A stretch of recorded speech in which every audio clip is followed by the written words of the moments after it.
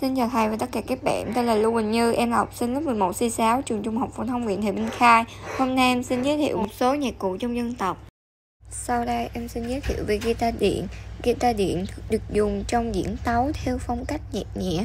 Với mỗi thể loại, mỗi dòng nhạc guitar điện sẽ được chế tạo theo những nét riêng biệt một cách phù hợp nhất. Guitar điện gồm những bộ phận như là đầu đàn, lược đàn, bộ trục lên dây đàn hoặc những chốt chỉnh dây, những phím đàn, trục kim loại giữ độ thẳng cho cần đàn, dấu trên ngang phím đàn, cần đàn, thân đàn, bộ phận cảm ứng âm thanh, điện tử, ngựa đàn, bảng che bảo vệ mặt đàn.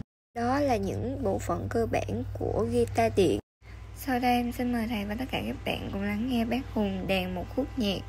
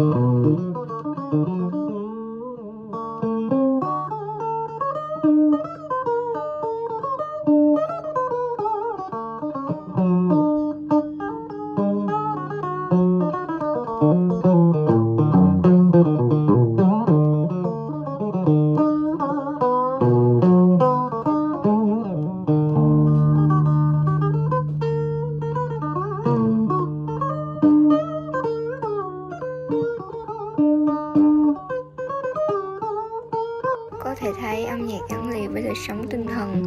Vì vậy, các loại hình âm nhạc truyền thống cũng như nhạc cụ truyền thống rất cần được bảo tồn và phát huy để góp phần làm nên sự đặc sắc và đa dạng trong nền văn hóa Việt Nam.